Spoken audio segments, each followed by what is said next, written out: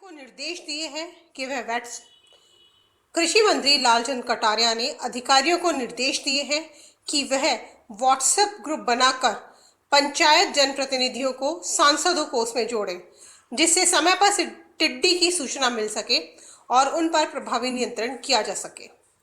कटारिया ने सोमवार को अपने निवास से वीडियो कॉन्फ्रेंसिंग के माध्यम से कृषि विभाग के अधिकारियों के साथ टिड्डी नियंत्रण, खरीफ आदान व्यवस्था और प्रधानमंत्री फसल बीमा योजना की समीक्षा कर रहे थे। उन्होंने कहा कि संयुक्त राष्ट्र संघ के खाद्य एवं कृषि संगठन ने इस साल व्यापक पैमाने पर टिड्डी प्रकोप की आशंका जताते हुए गत वर्ष की तुलना में 2 से 3 गुना अधिक प्रभाव की चेतावनी दी है।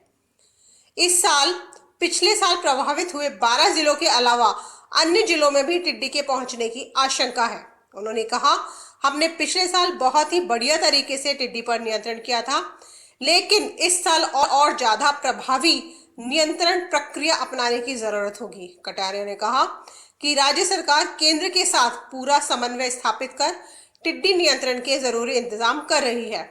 उन्होंने जिला कलेक्टर की अध्यक्षता में गठित समिति के माध्यम से सभी तैयारियों को पूरा करने के निर्देश दिए। उनका कहना था कि अधिकारी मौके पर पर्याप्त कीटनाशक की उपलब्धता सुनिश्चित करें।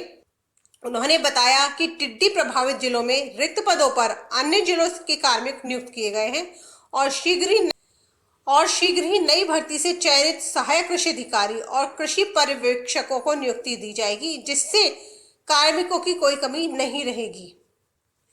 कृषि मंत्री ने अच्छी बरसात होने की भविष्यवाणी को किसान और विभाग के लिए खुशखबरी बताते हुए कहा कि अधिकारी किसानों को समय पर बीज और खाद की व्यवस्था करवाएं। कटारिया ने कहा कि इस वर्ष से प्रधानमंत्री फसल बीमा योजना ऋणी किसानों के लिए वैकल्पिक कर दी गई है।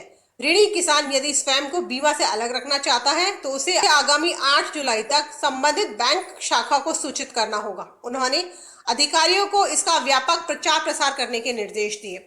कृषि मंत्री ने रबी फसल कटाई प्रयोग के आंकड़े जल्द उपलब्ध करवाने के निर्देश दिए, जिससे नुकसान का आकलन किया जा सके।